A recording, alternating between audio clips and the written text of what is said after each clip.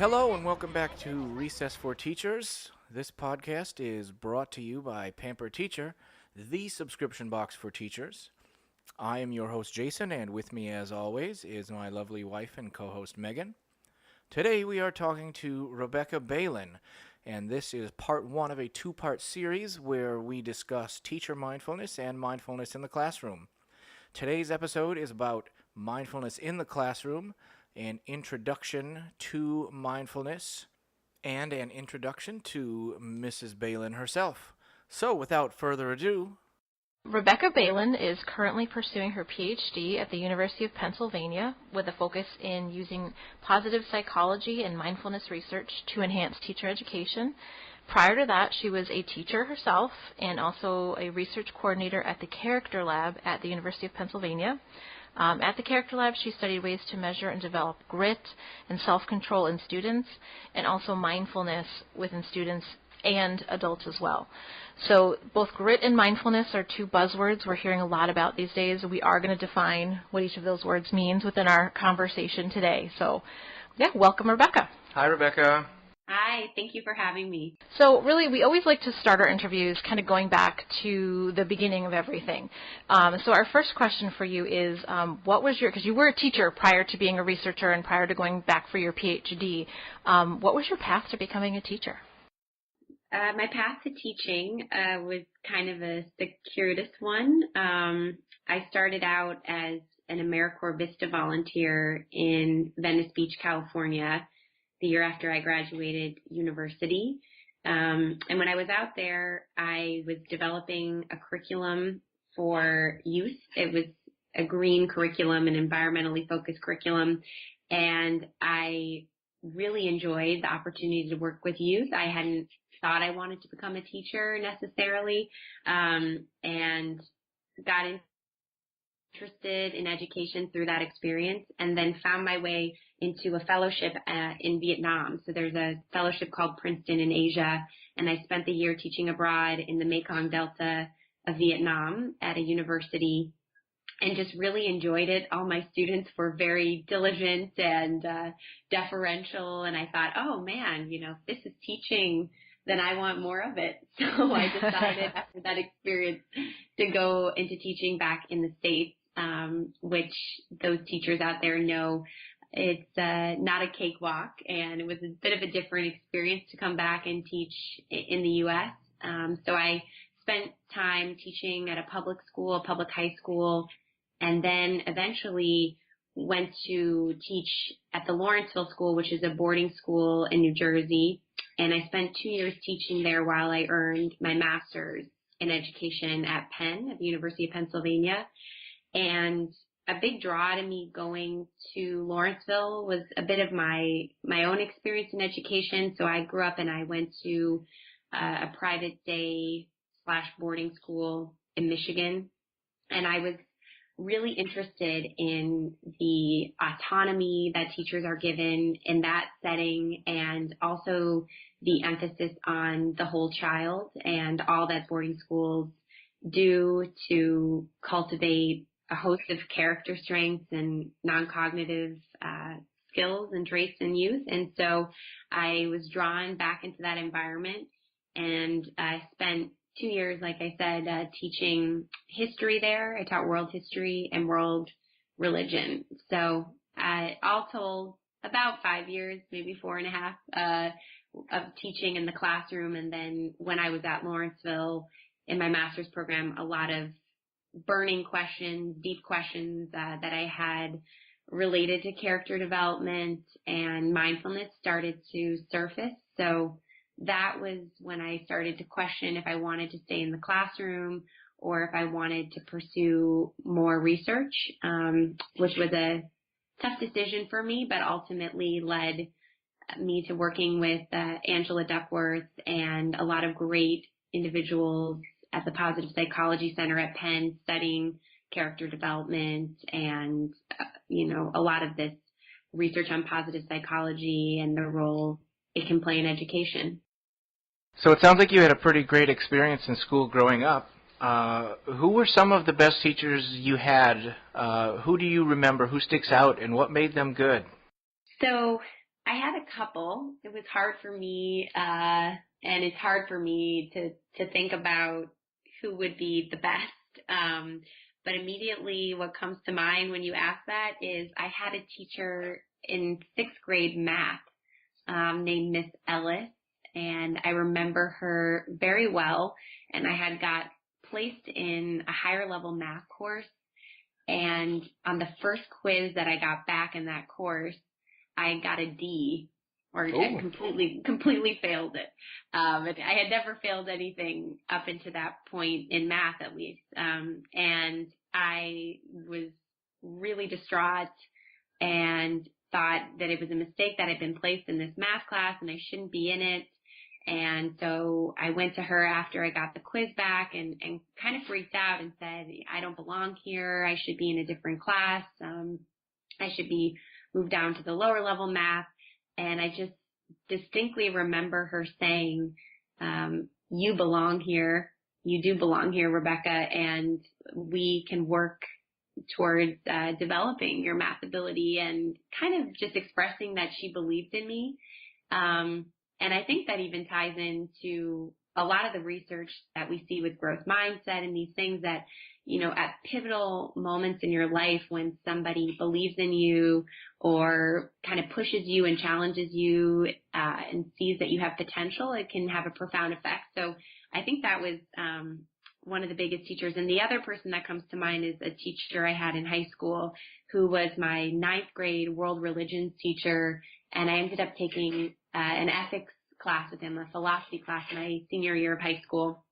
And that class, and those two classes with him, just fundamentally changed my worldview and my perspective on other people, and the idea that all these different people can believe different things, but that there's these undercurrents and similarities. So I became deeply passionate about studying religion, and I ended up becoming a religion major in my undergraduate at Princeton, and studied all about religious traditions and ended up teaching it at Lawrenceville. So he had a very strong impact on me in my education. So I owe a lot to those two individuals. So you had mentioned before that really mindfulness was one thing that you became extremely interested in, and that was one of the things that kind of made you leave teaching and go into research. Mindfulness is one of those buzzwords right now, like I said before. A lot of people are hearing it, they're hearing about it as it relates to education, but they're not really they don't really fully understand what the word mindfulness means. So how do you define the term mindfulness? So I would be lying if I said I had any sort of fancy definition that isn't already out there. But so I'll kind of coin a definition that is probably the most common one that you'll hear when it comes to mindfulness. It was coined by a man named John Kabat-Zinn, who is really the leading researcher on mindfulness in the Western world. So back in the 80s, he brought mindfulness practices to the U.S. And he defines mindfulness as paying attention on purpose in the present moment, non-judgmentally. And I think when we talk about this, it's really important to stress a few things. So one thing I think it's important to clear up and to kind of distinguish is that when we talk about mindfulness, we're really talking about a capacity, an ability. So it's an ability to really be in the present moment fully, paying attention with a sense of intention, a sense of awareness and consciousness.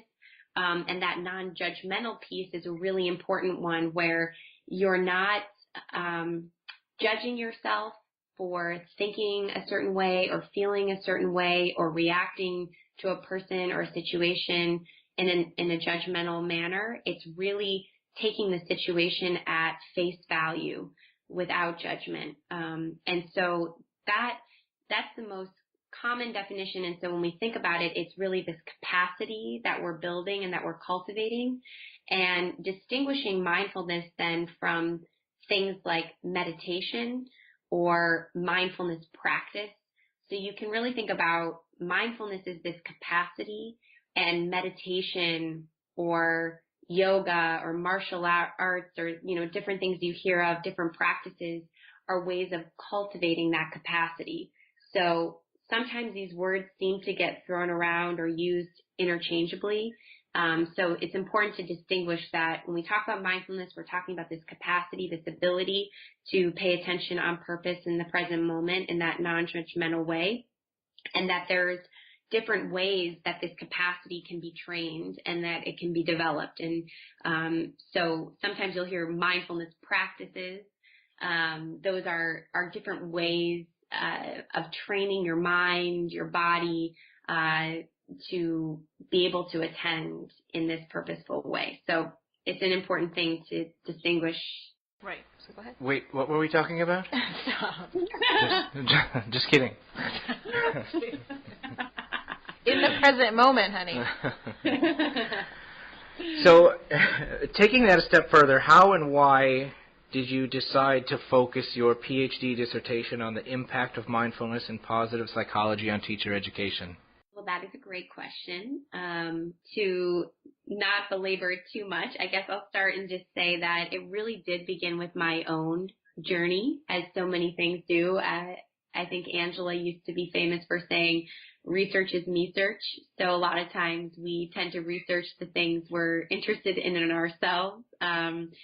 So when I was teaching at Lawrenceville, and even prior to that, I had been really involved in yoga, and I started to really engage in these practices more deeply and spend some time abroad studying yoga, studying meditation. And when I was at Lawrenceville, I started teaching yoga to the students. There was an extracurricular activity, and I offered yoga to senior girls at the school. And I found that a lot of these seniors were coming up to me after the yoga classes and saying that it was having this profound effect on their lives, and that for the first time they really felt safe in their own minds and in their own bodies. And I thought, there's something to this. There's something going on here at a psychological, physiological, emotional, whatever you want to say, on those levels. And I was curious about exploring that more. So I was really just kind of interested in what were the therapeutic effects of these practices. And I really felt them in my own life. In my own classroom, the more that I was practicing meditation, I was practicing every morning before I taught, and practicing yoga, and finding that I was a bit less reactive in the classroom and a bit more attentive in that non-judgmental way that I was describing before. And so I felt like there was changes that were taking place in me and in my students. And so I really wanted to research that further. So when I came to Angela's lab and was studying about grit and self-control and character development, there was fortunately a postdoc at the lab. His name is Brian Gala, and now he's an assistant professor at the University of Pittsburgh, studying all about mindfulness with youth. And so Brian and I started to do some studies together, and one of them was we did a study with adults in a mindfulness-based stress reduction program. And then another study that I undertook was down in Baltimore, and I went down to Baltimore City middle schools. And we ended up bringing some mindfulness practices to sixth graders at 3 middle schools in Baltimore. And it was really during that time that I realized it's all well and good to bring these practices to youth. And I think that there's a lot of positive effects and benefits of doing this, which we can get into later.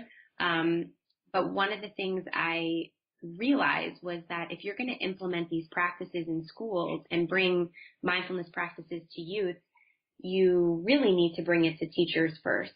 And we learned a lot in that experience, in that if you don't have teacher buy-in or teachers engaging in these practices as well, a lot of the effort kind of can fall on their face. And so it got me thinking a lot about how do we bring these practices to teachers? How do we do that effectively? And the last thing I'll say about this is just that when I was in my teacher education programs, we never once talked about our own well-being as teachers. We talked a lot about the well-being of our students and how to promote that. But there wasn't a lot of conversation around our own self-care, our own well-being, how we were really taking care of ourselves as professionals. And I felt that was really missing in the conversation. And that inspired me to pursue my doctoral work around teacher well-being and using the research of positive psychology and mindfulness to really change the way we prepare teachers. So that's kind of the motivation for it. It really did start with my own practices and seeing the transformations I saw in students, both at Lawrenceville and then down the road when we were working in Baltimore. Excellent. So you mentioned two things that I wanted to just kind of speak about. You mentioned Angela Duckworth, who originally kind of started the Character Lab at the University of Pennsylvania, and she became really famous for her book. She wrote a book called Grit, developing grit in students, and she also gave a TED Talk. So when we publish this podcast, we'll make sure that we're linking, her TED Talk with it so that they can, reference when you're saying, Angela, who that is. And we're also, Baltimore City Schools have become really known across the country for, kind of being at the forefront of this, of incorporating mindfulness techniques into schools. So we'll make sure that we link some information about what they're doing in Baltimore City Schools as well with this podcast. Mm-hmm. And I agree with you. When I went through the teacher education, I don't remember a single time anybody talking to us about taking care of ourselves. Yeah. And we know now that right now, I think it was the last statistics came out of 2016, but about 8 to 10% of teachers are leaving the profession every year, and that's not counting retirements.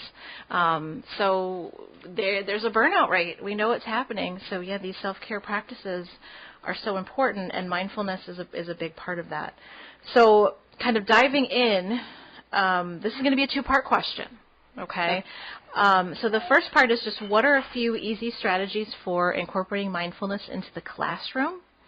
And following up with that, are there many pitfalls or things that should be avoided regarding incorporation into the classroom? Yes. So before I go into that, there's one thing I want to add to when we think about mindfulness and the benefits it can have for students and teachers that I didn't mention when I was defining mindfulness, is this idea that a lot of times when we're in school settings, we're just firing on all cylinders and doing lots of things, and it's go, go, go from the moment you step into the school building till you leave. And a lot of times I found myself when I was a teacher, it can be easy to react to stimuli or things that happen in your environment and react in kind of these automatic ways without really being conscious of or aware of the way that we're reacting and how that could influence our classroom or affect our students. And so I think one of the big benefits of doing these practices is that it can give you that gap. It can give you that space. So the more that you engage in mindfulness practices, you're literally retraining your brain and helping yourself to respond to situations as opposed to reacting to situations. So I think that's a really important point to make clear, is that in doing these practices, I say this sometimes, a lot of mindfulness practices might be focusing on your breath or focusing on your body or focusing on a specific phrase. And every time you kind of notice your mind wandering away from that and you notice it and you bring it back, it's like a mental push-up for your brain. You're really retraining that part of your brain for that focus, that attention, and becoming aware of just the stream of thoughts that are going through your mind all the time. So I think when we think about teachers in particular in the classroom, the ability to be aware of the way that we're thinking, that the way we're feeling, and having some space in our lives to respond to situations as opposed to react can be really powerful. And it doesn't just happen by saying I'm going to be more mindful, like, okay, I'm just going to be more mindful. it really is a practice. It really requires training. It's like anything in your life. You wouldn't just jump into a pool and start swimming and expect to swim really fast. You need to train and practice. So I think the same thing is true with this, is that to cultivate these capacities takes time. So I think that leads into this idea of what you asked here about strategies and incorporating that into the classroom, is that I think having realistic expectations that this can take time to cultivate in yourself and time to cultivate in your students. So trying to find ways that you can build this in to your classroom and make it a regular part of what you're doing, because I think making it more routine can really help build this. So it can be simple things, for instance, and it depends on the grade level of students that you're teaching, but it could start off with a few minutes at the beginning of a class where you allow the space for students to do some guided deep breathing. There's plenty of apps out there these days, apps like Headspace or Calm. These are just a few of them that offer meditations or guided practices that you can play out loud for students. Another thing is that through our work in Baltimore, we developed something called Focus 5. And Focus 5 is a set of short breathing exercises. And you can go to the website and download the cards for free. And there's 7 breathing exercises. Each one is meant to take no more than 5 minutes and has 5 steps to it. There's a great video on the website that you can watch, and those are ready-made breathing exercises that teachers can use and kind of adapt based on the needs of their students or the ages of their students. So just getting in the habit of maybe starting class using those practices.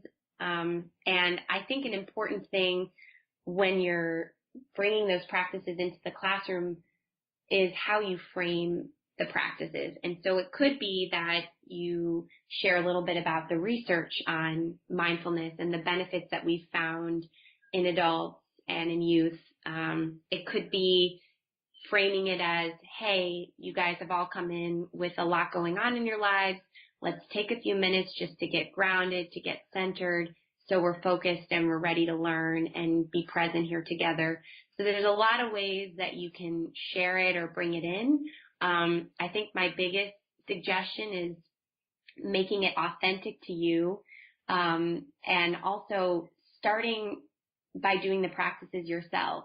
So I've been in plenty of classrooms where teachers are leading these exercises, and you can really tell a difference between the teachers who they're sold on this and they're practicing it themselves and those that aren't. So I would say if you're thinking about bringing these practices or some of these strategies into your classroom, I'd encourage you to try it out yourself, and it can be super simple, waking up in the morning and taking 30 seconds or a minute just to focus on your breathing, or focus on your body and doing a body scan, or doing that before bed, or engaging in some stretching or movement. And it's really just bringing a level of focus and attention and awareness to your body or your mind, and just starting slowly by small increments. And maybe that becomes 2 minutes, and then it becomes 3, and maybe 4, and maybe 5, and you build up this practice, and it can become like brushing your mind. I mean, we brush our teeth every morning. Why not start by brushing our minds? And we're so good about taking care of our physical bodies sometimes, but where is the focus and attention on taking care of our mental and our emotional bodies? So that is kind of a roundabout answer to your question of that. I think these practices really have to start with the teachers first, engaging it in this in their own lives. And then when it comes to their classroom, I would recommend looking into these short, easy, brief practices. I know Mindful Schools is a great organization that has a lot of free materials online that you can check out. Things with younger kids where you can play a bell or a sound, and you have your students listen to that sound till they can't hear it anymore. These are just kind of practices to help students become really aware of their senses and attuned to things like that. So there's a lot out there, but I guess starting with some of the apps or Focus 5 or Mindful Schools, those are a lot of great places you can find resources. Excellent. We love Focus 5 at our school. We have the cards in our calm down room where students have to go when they need to calm down. That's great. And we will definitely, like I said before, we're linking information. We'll link information about these different apps, Headspace, Calm. I like Insight Timer too. Yeah. I have that one on my phone. We'll link information about all of those, plus the Mindful Schools website and the Focus 5 with this podcast. So you had kind of gotten into this question previously. I already started to kind of answer this, but how can some of these mindfulness techniques that you were just mentioning, what are the real benefits that you see then in the students and the teachers? Yeah, so I think that there's tremendous benefits, and like the disclaimer I'll say before I get into them is just that it really does come from practice, doing this every day or often. Again, it's not just, okay, I'm going to be more mindful. It's making the time to really cultivate this capacity that I was describing earlier. And I think with that practice and that time and discipline, it can have tremendous benefits on a physiological level in terms of our health and our stress levels. It can have benefits for our things like self-control and emotion regulation. So if we're becoming more aware of our thoughts and our emotions and reactions to things, it necessitates this kind of relationship where all of a sudden, okay, I know that I see that piece of chocolate cake, for instance, and I'm noticing that my mind is really drawn to it and I really want it, but maybe there's a moment of pause. Maybe there's a gap. There's a moment of awareness of, do I need that right now? Is that something that I would like? And in that moment, there's a choice. And so it's not saying you don't do that thing, but you're operating more from a place of choice and response as opposed to an impulsive reactivity to things. And through that, there can be higher levels of self-control and emotion regulation, more clear decision-making, higher levels we see in both youth and adults of executive function and working memory.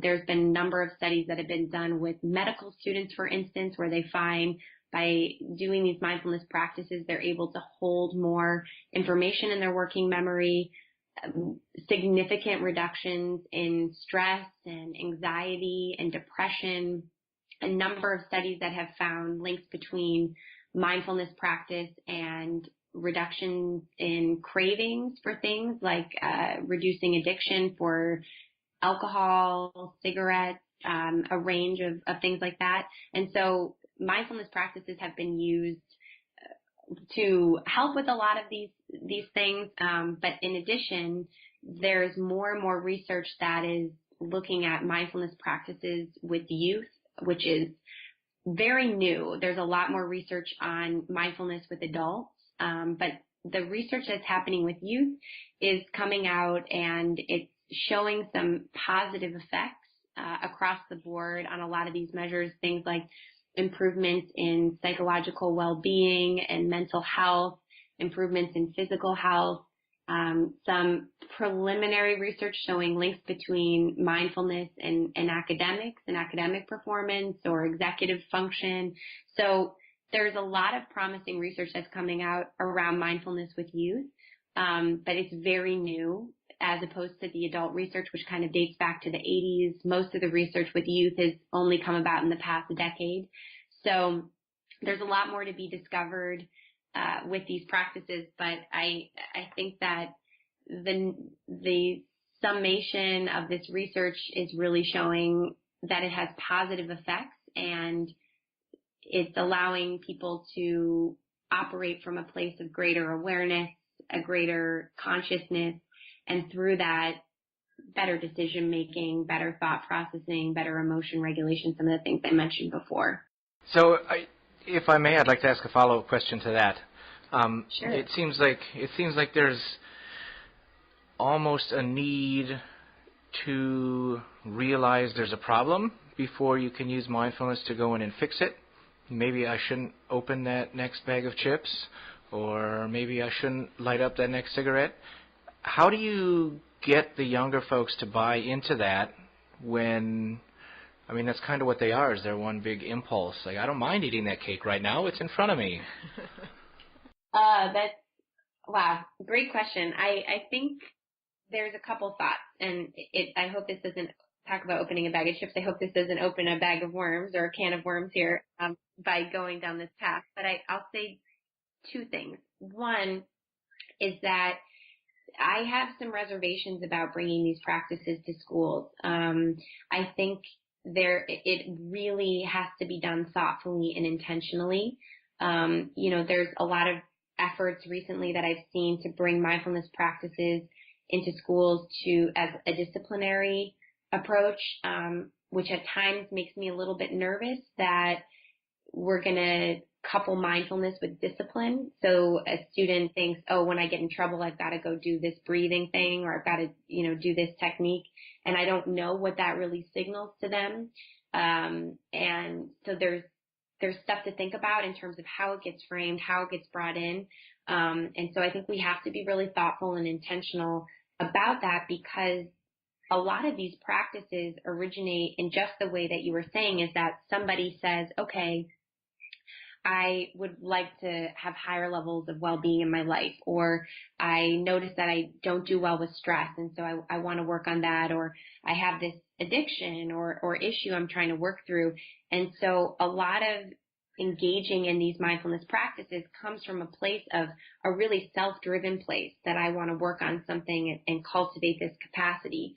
And so we get into new territory when we think about bringing this to students, because a lot of the research that's been done has been done with adults who have selected to take a mindfulness-based stress reduction course, or, they're motivated to do these things. And so when it comes to youth and it's maybe not a choice and it's something that's offered in their school, will it have the same effects if they're not motivated in that same way?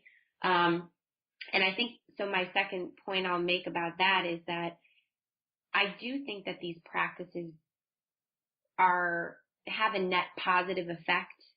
I think that they're made all the more stronger and better when there's a motivation and intention behind engaging in the practices, and an awareness of trying to work on something.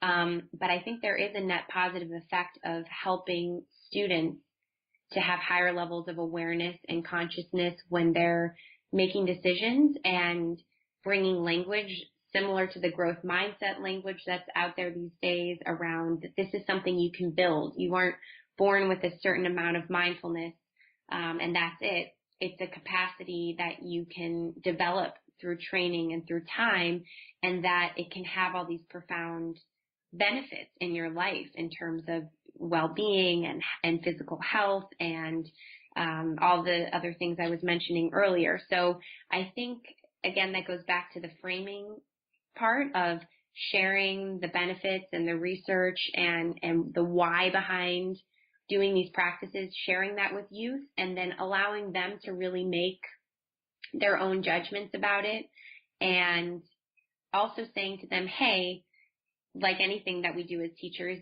this is just one tool in your toolbox. This might resonate with you as a practice that really helps you to calm down, or helps you to focus, or helps you to feel like you've got a clearer head. And maybe it doesn't. And that's okay. And as teachers, we can expose students to these practices and allow them to gravitate towards the practices or strategies that make sense for them. So we're not saying mindfulness is this silver bullet that's going to cure all these students' impulses or stresses and anxiety. It's just one tool in our toolbox that we can draw upon to cultivate this greater level of awareness and ability to kind of regulate ourselves towards goals. And that concludes part 1 of our talk with Rebecca Baelen. Don't forget to come back and check out part 2, where we dig deeper into mindfulness in the classroom and we talk about growth mindset. And visit pamperteacher.com for all your teacher gifts.